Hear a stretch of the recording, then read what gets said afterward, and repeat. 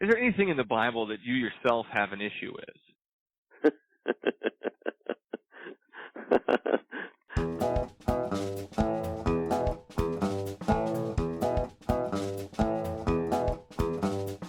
Okay, so it took you reading the Bible to realize that those things were bad for you? Yeah, it actually did. I Couldn't didn't figure this out on your own?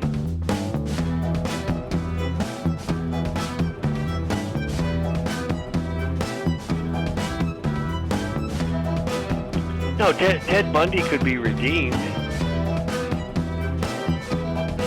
God doesn't kill children. What do you think the Passover was? Yahweh sets up a whole system in the Old Testament where you slaughter animals just so he's able to forgive you.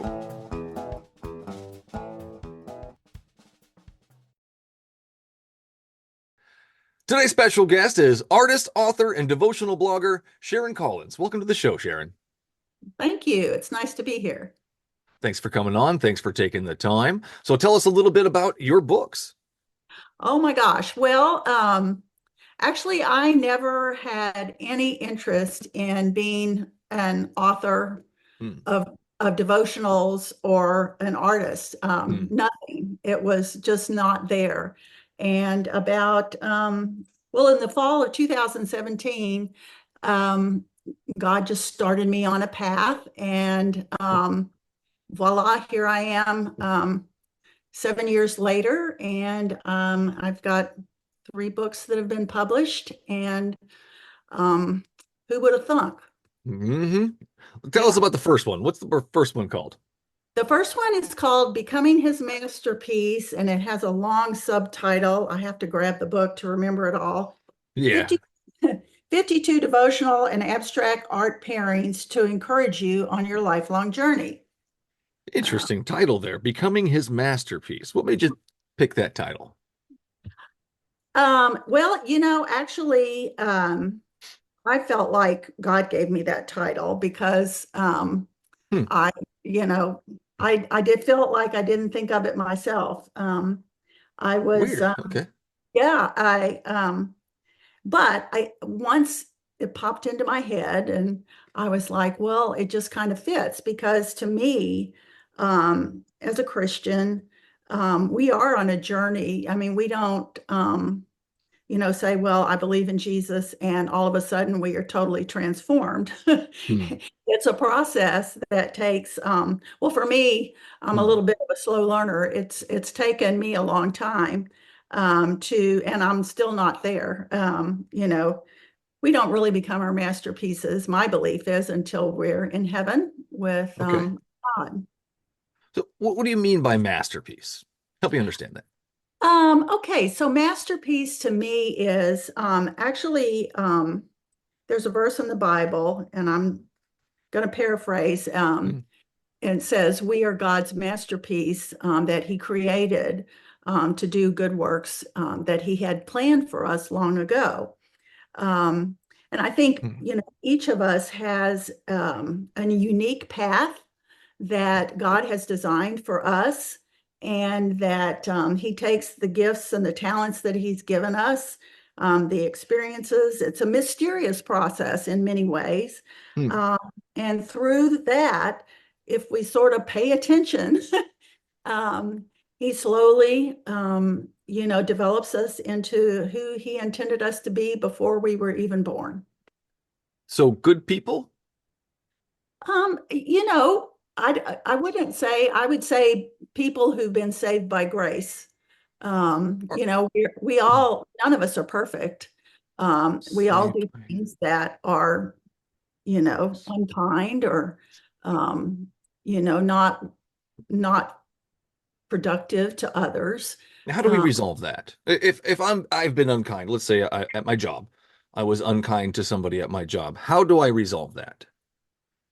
I think, well, one thing, you have to examine your heart and say, well, why did I behave in that way?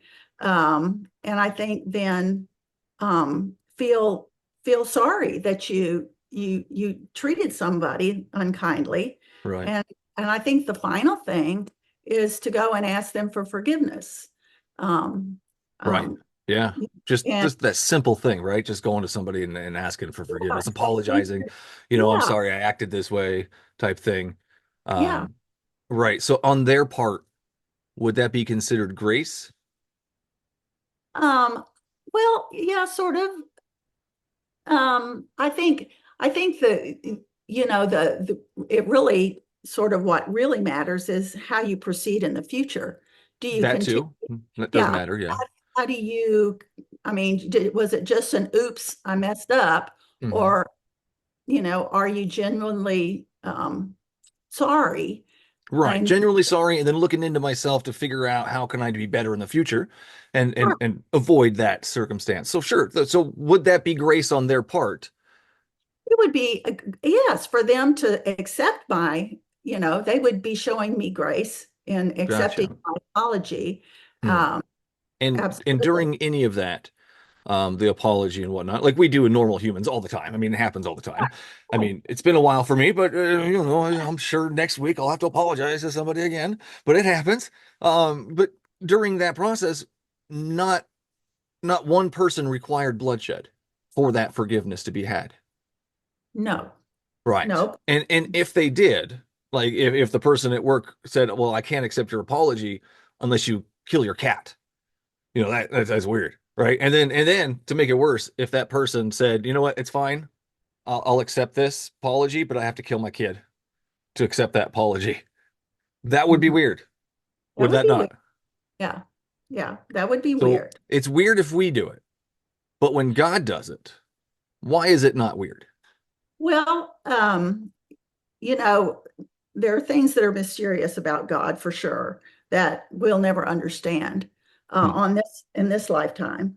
Um, but I think it comes back from way back in the Old Testament where God asked Abraham to sacrifice his only son, the Oof, son that that story, yeah, yeah, yeah, that's a tough one. yeah. And but from the beginning, and I'm not a theologian, but Hmm. the Hebrew people, the Jewish people had it was part of their religion to atone for their sins by sacrificing animals. Right. Who gave them that idea, though? According to the Bible, who gave them the idea to do that? Now you're testing my biblical It was knowledge. God. It was God. I'll give you the answer there. Well, It was God during I the think he Cain and Abel established story. it. Yeah, he Yeah. established that early on, Hmm. Hmm. because he's a dual entity. Um, he is a God of mercy and love. We say God is love, but Oh. he's also Hmm. a God of justice. Um, and he is pure, and he cannot be tolerate sin or Well, things I that mean, he um, could if he really wanted to, because I mean, he's all powerful, right? well, then he wouldn't be holy. Well, then he wouldn't be all powerful. So we got to give up one here. Either he's completely holy, or he's not all powerful, or he's not completely holy and he's all powerful. Which one is it? I think that's the mystery. The Yeah, mystery. so many mysteries. I love this. Sharon, we're full of mysteries here. Well, I think there's no one who can fully explain God. He's beyond our total understanding. So you don't understand Um, God. I mean, not totally. I understand parts about God. I mean, What I parts do have. you understand? Let's start with that. Okay. Well, Name off a few. We'll go from there. I understand that he's a God of love, and he loves me, and he God of loves love. all of his creation. So And that's where do you get that idea from? God of love. from the Bible. Which part? Which part shows that the God, that he's a loving God? Well, that he sent his son to die for us so that we could. No, Sharon, that's weird. We just established that's weird. That's weird. That's not That's love. That wouldn't that's be love if somebody else did it, right? that's your opinion. That I mean, I think That's when someone logic. Logic lays follows down that. their life um, for someone that they don't even know, I think that's the truest expression of That love. would be something if somebody actually died and stayed dead. Jesus didn't stay dead, right? He's alive right now. He really didn't sacrifice much there. That's not much of a sacrifice if you're an eternal being and you're coming back. Well, what we believe is that his sacrifice enables us not to have to die. I mean, that we die to this earth, but we live eternally with him. And he did that so that we could have that with him all of eternity. And to me, that's love. So you can't live with God unless he kills himself to himself, and then you can live with God. There had to be some reckoning No, about not. I mean, our there didn't sinful have to be, flesh. Sharon. Sharon, he's all Well, powerful. He can just, you can live with him without that. I mean, it's very weird to me to have to require the bloodshed of the innocent to forgive the guilty. Would you sacrifice the innocent to forgive the guilty? um, sacrifice the innocent. I don't know the answer to that. I I mean, appreciate that. yeah, I don't, I mean, I've never, really thought about it in those terms that, Hmm. I think I would sacrifice, I have 4 grandchildren, Hmm. and I think I would sacrifice myself to save them. Scare me for a second there, Sharon. Yeah, I got save 4 grandchildren. I could live without one of them, you know. no, no, no, no, I can't, no. Good, good, Um, good. but I think, if a Why car though? came along and I had to, it was me or the child, Well, yeah. I would say me. Right, right. If you had to, God doesn't have to. God can forgive people without killing something. He's done it before in the Bible. But he refuses to during this circumstance. He wants to show off his powers here. He wants to show that he can die and come back to life. And then he wants to be praised for it. I think that's weird right off the bat. I don't think that's a very loving story. Now, a loving story would be he actually forgave people because they were sorry, and didn't have to kill anybody. Kumbaya, that's a little more love. I don't see death and bloodshed as loving whatsoever, regardless of who's doing it or why it's happening. It's not love. That's gross and pointless. That's Well, not loving. Okay, so let's go with another example. You got another example of love? Because that one's not really helping me out here. another example of love. So Hmm. Christ on the cross doesn't do it for you. No, that's gross and pointless to me. Uh, I don't know. Huh. To me, in the Bible it says greater love has no man than this, than to lay down his life for another, and that's what. If that's if his life was again, if his life was over, but his life is not over. He's not dying. He's still alive. He's still good. He's okay. We're okay now. He's fine. We don't have to worry about him sacrificing anything because he didn't. He's alive. He's fine. Well, I don't see I that. guess Yeah. you and I'll just have to agree to disagree on that Well, because yeah, Jesus died for Jesus as far as I'm concerned. I'm still not convinced otherwise. But that loving thing is just, it really kind of bugs me because I've read the Bible.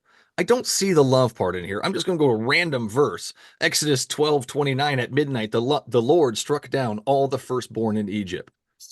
That's Mhm, horrible. What did those mhm, children do to deserve that death? yeah. No, that's tough stuff. Hmm. I mean, he was saving his people, his chosen people, Could he save and his people without killing children? I don't know. The answer is I don't yes. I have mean, come on, my Sharon, don't thoughts. limit your God. He can fly in there like Superman, doo, doo, doo, and bring him Oh, out. He can snap his fingers and they can just teleport to anywhere. I mean, come on, Sharon. the in Isaiah, Hmm. uh, it says, God through the prophet Isaiah said, my ways are not your ways, and my thoughts are not your thoughts. His thoughts are higher than ours. No, that's not Ways higher are higher thinking, than Sharon. Killing children to rescue your kids is not higher thinking. That's not higher. He would have known that I would have a problem with him slaughtering children in their beds while they slept. He would know that, and he would have went a different route to make himself look, I don't know, loving. Like people say he is, instead of this. And it's so bad. It's so horrible. He even says in there the whole reason he's doing it is to show off his powers. That's terrible. I just see it differently. I How do don't you know. see that as a good thing that he killed the kids in their sleep? How do you see that as a good thing? Because Pharaoh would not let the Jewish people leave and get out of slavery, that they've been in slavery for 400 years. And so God was rescuing his people. And, I Yeah. can't explain it any other way. Yeah, yeah. Limiting God. Lots of limiting God here is what I'm seeing.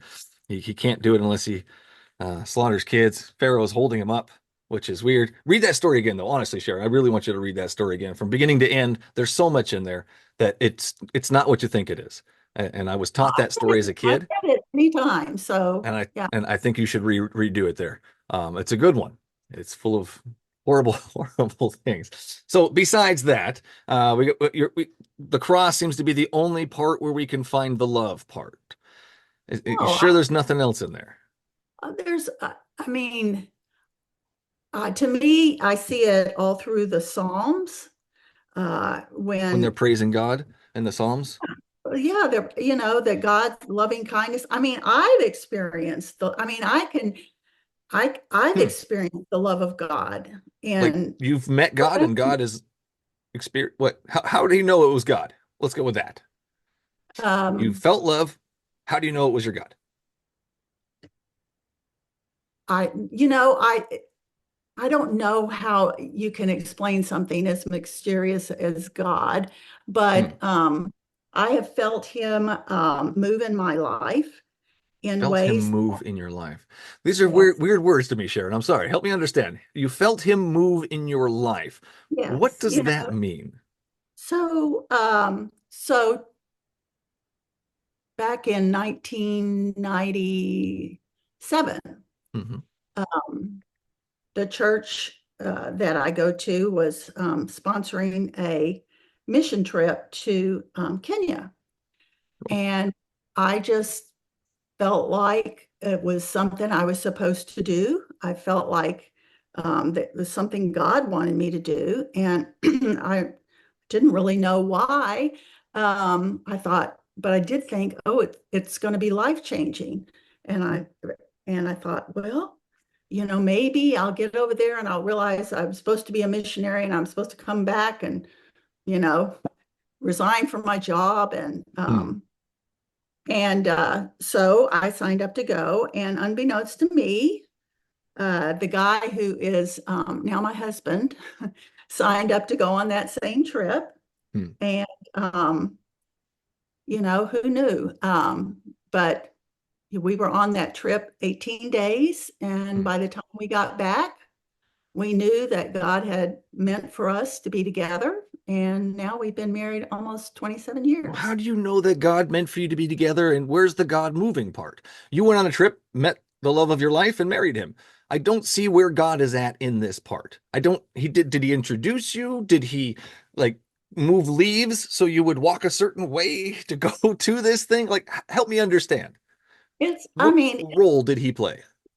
I think that there's a way that, and again, there's mystery to it. I'm sorry to be using that word again, No, but it's I fine. think, I mean, because it just doesn't, when things don't add up, I guess you can call it a mystery. But I mean, at that because, point, when there's too much mystery, sorry, go ahead. Sorry. you know, um, I feel like I sense God um, nudging me, if you will, or I don't hear a physical voice when I hear Hmm. God um, speaking to me, But he but touches you. He nudged you. I somehow have a something, it's mysterious. I feel a nudge or an urge or some words come into my mind that I know were Those are not my called thoughts, Sharon, thoughts. though. How do you know they're not your thoughts? Because I have thoughts that come up all the time that I'm like, hey, I'm glad I thought of that. And it came out of nowhere. I don't attribute it to an invisible man sending me telepathic messages. How do you get from a thought in your head to now there's an invisible man sending me messages? How do we get there? Faith. I don't know what do you mean faith? So we're going to pretend that it's your God No, doing it? faith.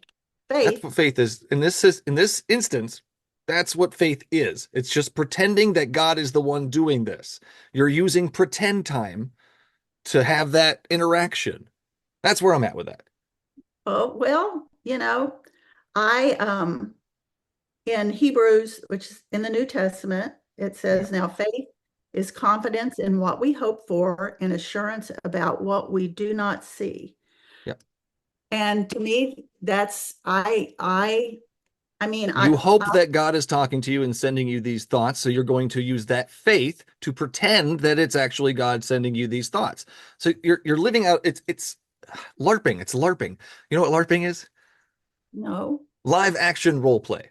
And it's what they do at the park with the swords and the shields and and that's what I see this faith being. It's pretending that God is talking to you. We're LARPing in real life here. It's weird to me. But how do you know? You said you know it was God. I want to know how you know it was God, because that I got it's very curious to me. Well, I guess I know in my heart, I have faith and I proceed based on that. And I can't explain it any more than that and Mystery. make mystery. Hmm. Lots of Well, mystery.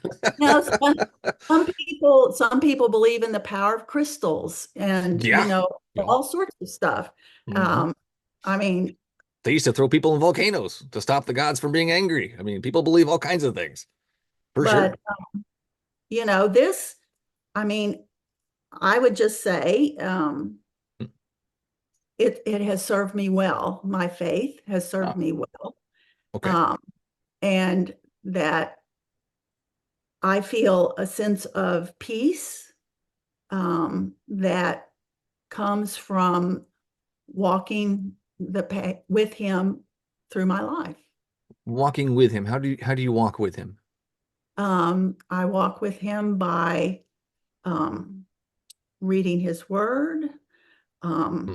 trying to obey his commandments, Hmm. by praying, by being in community with other believers, by reaching out to others who are in my neighborhood or who, just trying to love people. Loving people. I can get behind that. That's a little bit different. It's more of a humanistic thing. I don't think God has that same agenda though. We've seen him right off the bat there in Egypt, killing kids in their sleep. That's not really loving people when you're slaughtering kids in their sleep, or drowning kids for that matter during the flood. I don't see that as loving people. Or hellfire. Do you believe hell is a real place? Um, I do in a sense. I believe that it's a place where everything that is good, that we experience on this earth is absent, Hmm. and only things like um, despair and negative hate and those sorts of things. That's just all there is there, just Hmm. all the negative stuff. All the negative. It's like a negative zone. So did God create this area of negativity? No, well, I think it's I'm not a theologian. I just No, but believe, I mean, God created everything. Do you believe yeah. that? And I I mean, think, so that's part of everything, right? yeah, and Satan is an angel who decided he thought he Oh, knew better than God, and I think that's where he resides. Sharon, did God know that Satan was going to turn out the way he did? I'm sure he did in advance. Did he program Satan to be a certain way? No, because I think God God made started us on a path, correct? he made us beings with a choice.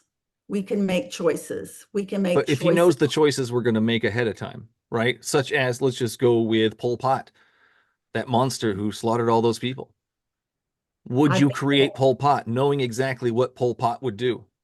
it's horrible, horrible. Absolutely Well, horrible. he knew Would you what. create him knowing what he would do, though? Would you create him that way? Because, I mean, he was obviously created that way. Not all of us are that horrible.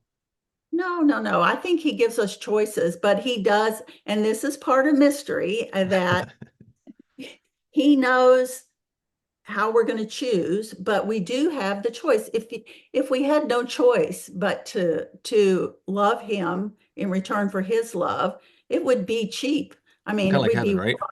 we would be robots. So we have choice. Do we have choice in heaven? I don't know.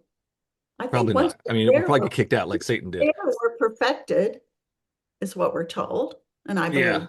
Well, so when he was creating Satan and he was adding different levels of, kindness, joyfulness, pride, and he went whoop, evil, whoop, way up there. Do you think he could have maybe lowered those down a little bit? Change things for the better? Why do we have to have something so horribly bad to understand what good is? I don't know.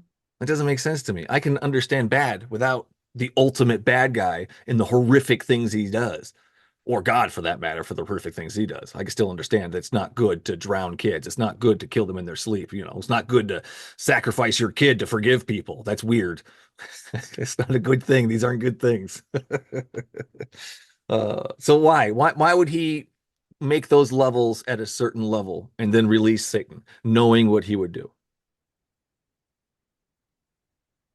I'm not God. I can't answer that question.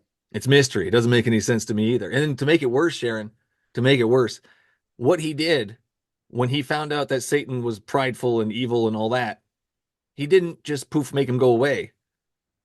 He sent him to Earth to be with his kids. Would you send Satan to be with your children?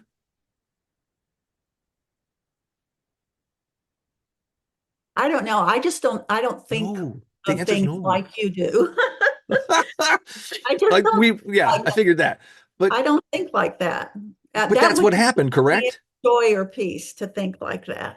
But is that what happened? I don't know. Did Satan fall from heaven? I think he did. Where did he land? I get what I guess we call hell. Does I does Satan? hope I don't ever have to discover what it's like. Well, I'm sure you I don't, won't. yeah, But so when God kicked Satan out of heaven and he landed in hell, apparently here, as far as we're going, did he have access to earth?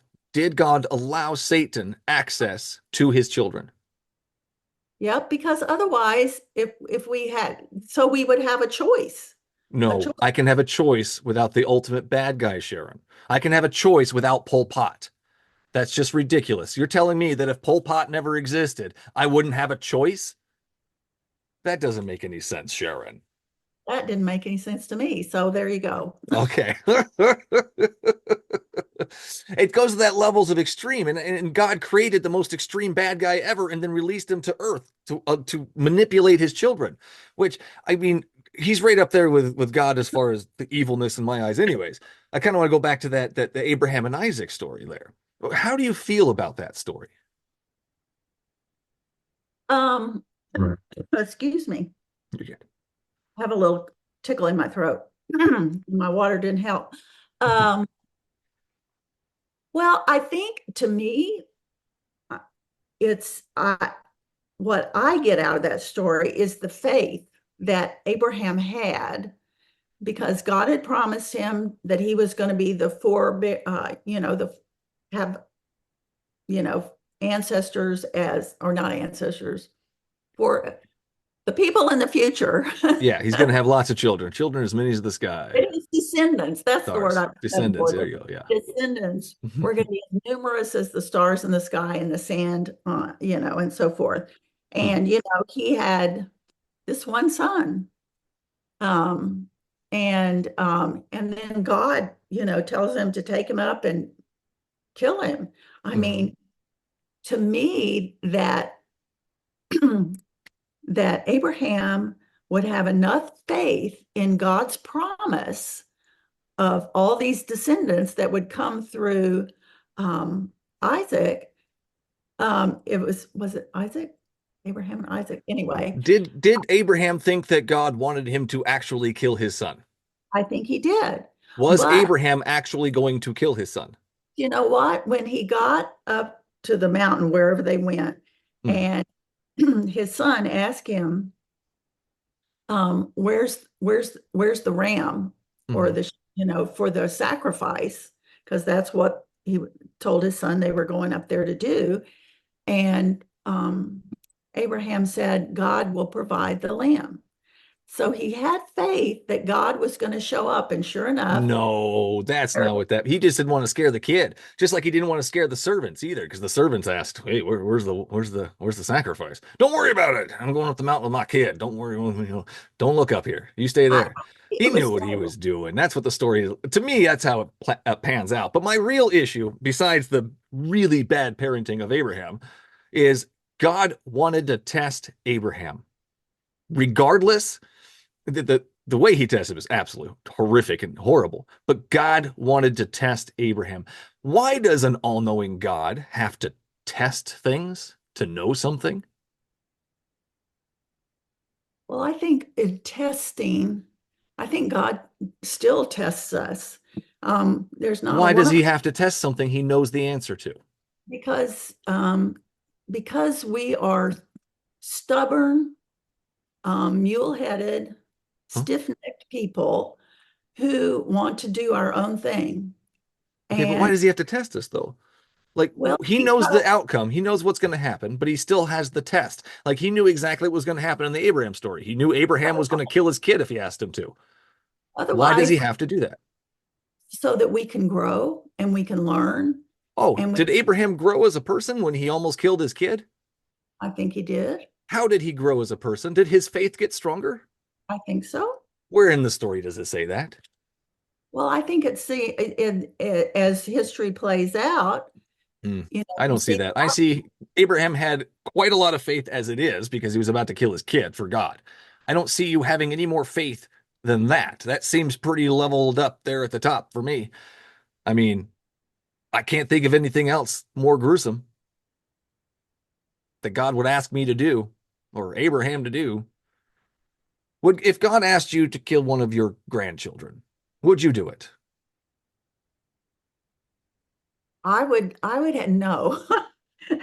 That's a good answer. I appreciate that. No. And so do your grandkids. But I think Do you not I have enough faith? don't have to now because, What do you mean? because I think he sent his own son to be Oh, killed. so God doesn't do that anymore. Is that I where don't you're going? I think once the Messiah, what we call the Messiah, Jesus Jesus died himself. So God doesn't need to test people now because of Jesus? still test us, but not in Huh. that way. I mean, or he allows us to be tested.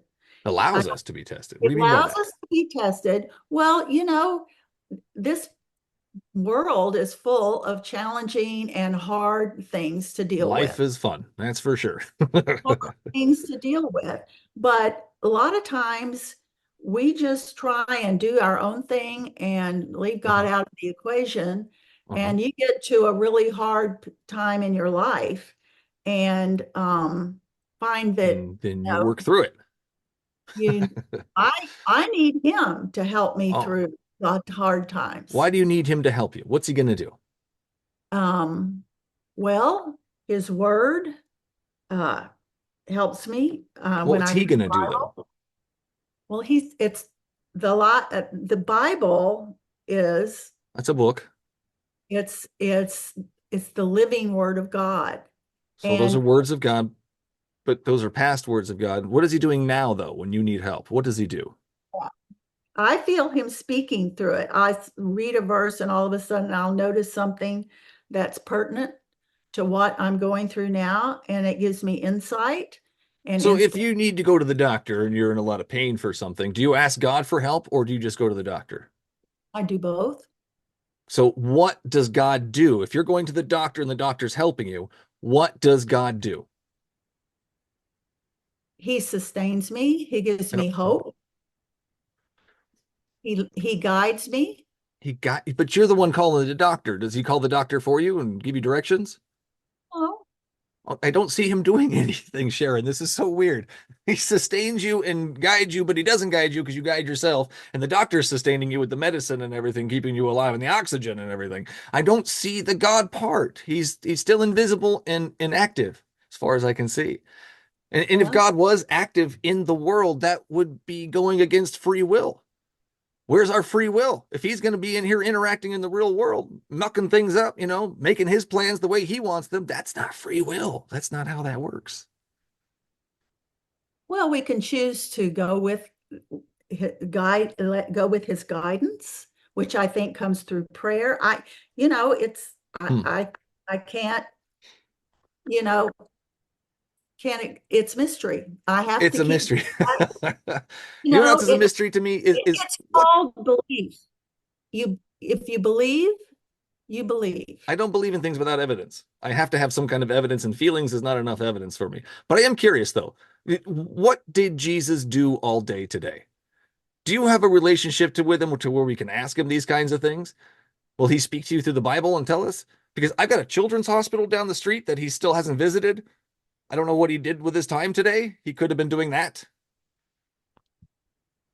Maybe we can ask him. Prayer. I mean, to me,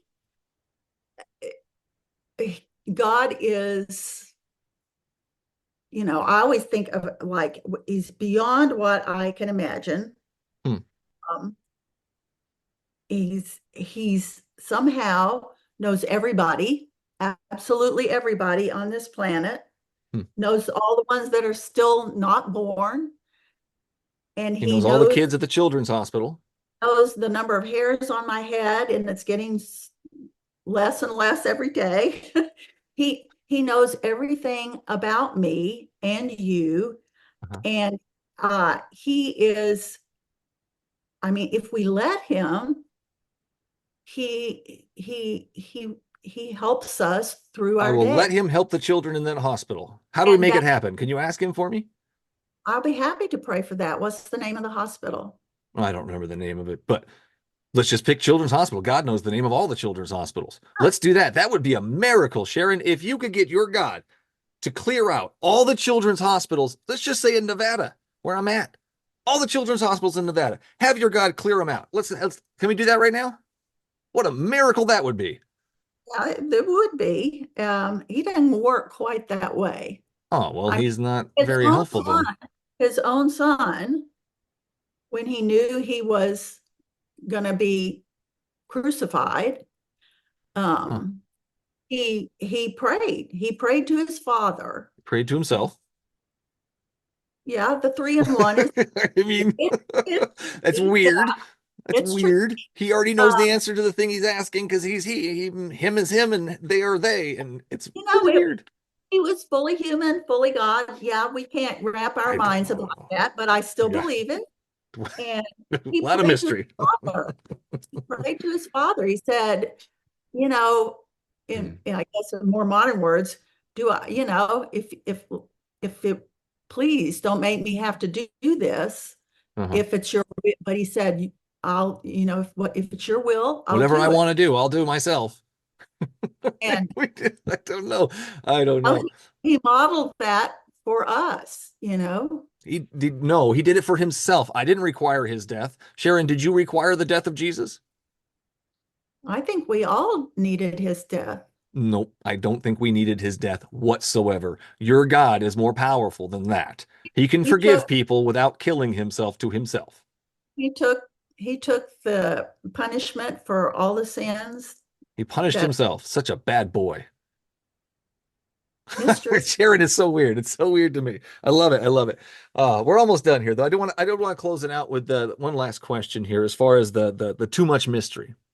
When I find something to be too mysterious, that I can't really put anything together. I can't connect any of these dots. Like they don't logically follow through. I don't believe it. I'm not gonna jump in and say, "Hey, I don't understand most of this, but I'm gonna just believe it." I don't do that. And I'm curious why you have chosen to do that. I see a lot of mystery here, a lot of things that don't add up, both for me and you. And where and why are we such a strong believer with all this mystery? Um, just because I have experienced it in my life, in profound ways, in dealing with really hard things where he has provided Did he set ways. up those really hard situations? No, I think we live in a world that is, I mean, don't have to watch the news to know what a mess things are. Is God It's- manipulating the world right now, or is he just watching? I think he's working through, he gave us the responsibility Working. to be, I mean, we're supposed to be his light in the world. Is he not And able to be his own light in the world? well, he's keeping the lights on, upstairs. I The mean, sun is keeping the lights on, and so is the electric plant down well, the he street. created it. I He don't see your created it. invisible man doing anything over here. I don't see it. I see actual tangible things: the sun, the energy plants. I see it all the time. You see I see God everywhere. I see the work, the results of his work. You're seeing the results of all creator deities. So there are lots of creator deities out there. You've chosen Yahweh as your creator deity. Have you looked into other creator deities that created the world? Not really. You should probably do that. You might have picked the wrong one. I haven't Well, found one that fits yet. I've looked into lots of different ones. But I mean, if we're going to be worshiping a creator here, we got to make sure you're the right creator. So you should probably look into all those other religions with all those other creators to make sure those aren't right. Oh, Sharon. Oh my goodness. You could be in a lot of trouble. As much trouble as I am. Because I blaspheme the Holy Spirit. So if it's your God specifically, he's not too happy with me. But if it's another God, I mean, I'm sure I'm doomed in those religions as well. But as far as that go, the blasphemy, do you believe that's a thing? The blasphemy of the Holy Spirit, do you believe that's a unforgivable sin? I think the only thing that's unforgivable, if you will, is rejecting God. How can I reject somebody I've never met? Well, I mean, it seems to me you've rejected him. I've never met him. I can't reject somebody I've never met. If there's somebody in New Jersey right now that's mad at me because I didn't acknowledge them, I'm sorry. I don't even know who you are. Maybe you should come introduce yourself to me and then we can have a conversation. Your God has never done that.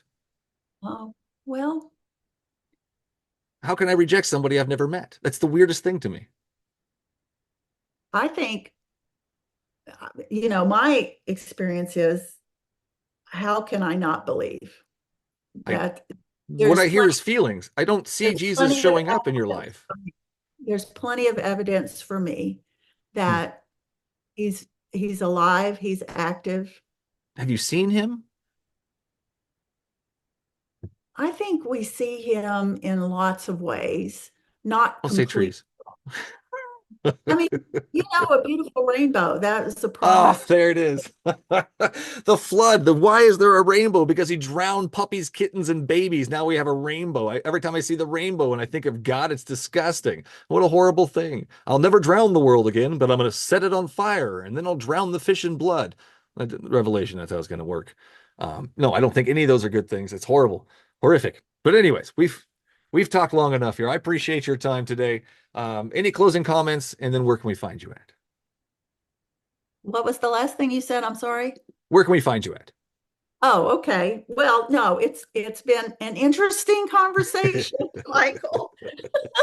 And I think we have to just depart and agree to disagree. And yeah, find me. My books, Becoming His Masterpiece, are wherever you normally buy books. And my website is becominghismasterpiece.com. So if people want to follow up, and I believe he is who he says he is. Well, that's scary then, because I've read that book and he is a monster, egotistical monster. So if that's true, then I don't know why you would want to worship him. He's a documented child killer right off the bat. I don't worship things that are documented child killers, but that's okay. Thank you so much, Sharon, for your time today. I'll let you know when this comes out and we'll stay in touch. Stay safe out there. All right. Thank you, Michael.